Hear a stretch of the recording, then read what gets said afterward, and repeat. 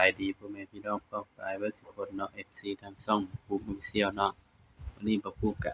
สิมาตามแนวทางฮานอยพี่น้องเนาะสำหรับงวดวันที่6เมษายนเนาะพี่น้องเนาะสำหรับฮานอยเฮาก็มาเบิ่งกันเนาะพี่น้องเนาะสำหรับฮานอย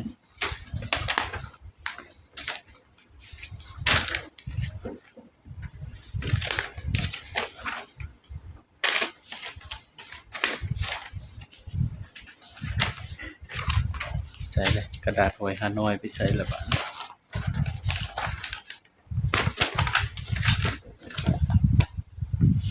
นี่เนาะสำหรับแนวทางฮานอยเนาะพี่น้องเด็ด890พี่น้องให้เด็ด890เนาะ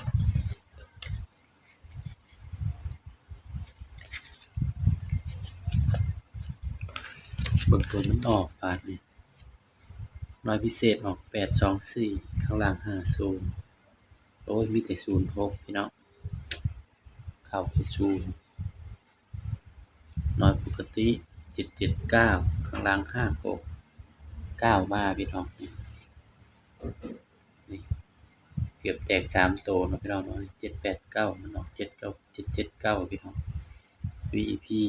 288ตัวเด่นมาอีกแล้วพี่น้องข้างล่าง50ตัวเด่นนี่เข้าทั้ง3ตัวเนาะพี่น้องเนาะแต่ว่าผมปรุงจอบบ่เข้าเนาะพี่น้องเนาะสำหรับตัวเด่นนี่เข้าทั้ง3ตัวเลยเนาะพี่น้องนะสายรูดสายวิ่งก็คงสิปังเนาะพี่น้องเนาะก็เสียดายอยู่พี่น้องเนาะที่บ่ปรุงจอบบ่เข้าเนาะก็ไปตามกันต่อเนาะพี่น้องเนาะบัดนี้สำหรับแนวทางฮานอยเนาะของงวดวันที่7เมษายนเด้อพี่น้องเด้อบัดนี้สำหรับมื้อนี้ก็หลุดเนาะเข้าแต่ตัวเด่นเข้าตัวเด่นพี่น้องแต่บ่ปรุงเป็นรูดให้มันก็หลายเนาะพี่น้อง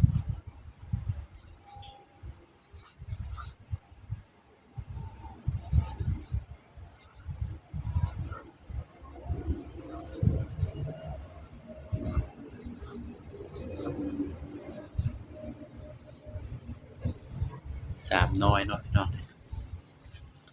สำหรับตัวเด่นนี่บ่เคยหลุดเนาะพี่น้องเนาะแต่ว่าจับคู่บ่เข้า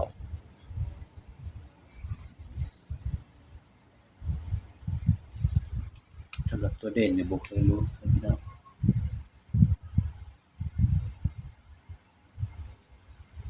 มาเบิ่งนำกันเนาะบัดนี้ว่าภูมิสิให้เด่นตัวใด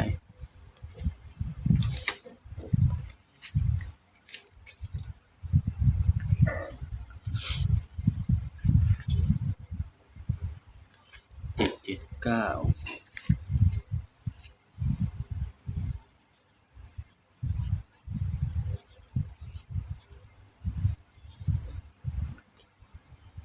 สำหรับเด่นมื้ออื่นเนาะพี่น้อง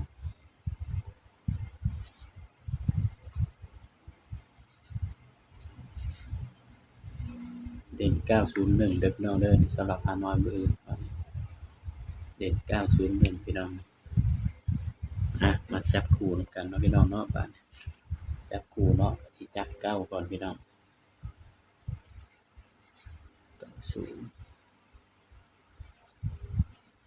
94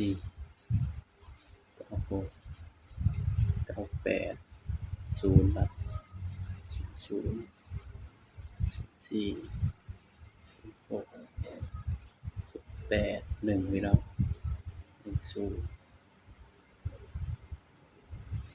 14 16 18นี่เนาะนี่ก็สำหรับแนวทางฮานอยมื้ออื่นเนาะพี่น้องเนาะสำหรับเด่นเนาะอาจจะให้เด่นไปที่1เนาะพี่น้องเด่น1กับ9เด้อพี่น้องเด้อบางเทื่อบ่ภูมิจับคู่ให้มันก็บ่เข้าเด้อพี่น้องสายรูดสายวิ่งก็ไปรูดไปวิ่งเอาเด้อพี่น้องเด้อ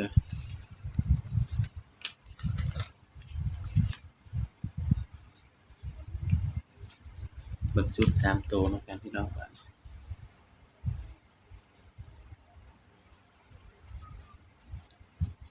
046 291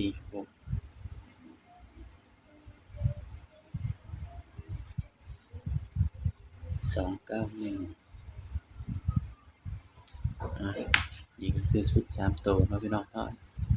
ไปมักก็แคปหน้าจอไปเป็นแนวทางเด้อพี่น้องเด้อสำหรับแนวทาง ไว้หาน้อยเนาะ3น้อยคือเก่าเนาะพี่น้องเนาะสำหรับคลิปนี้เนาะ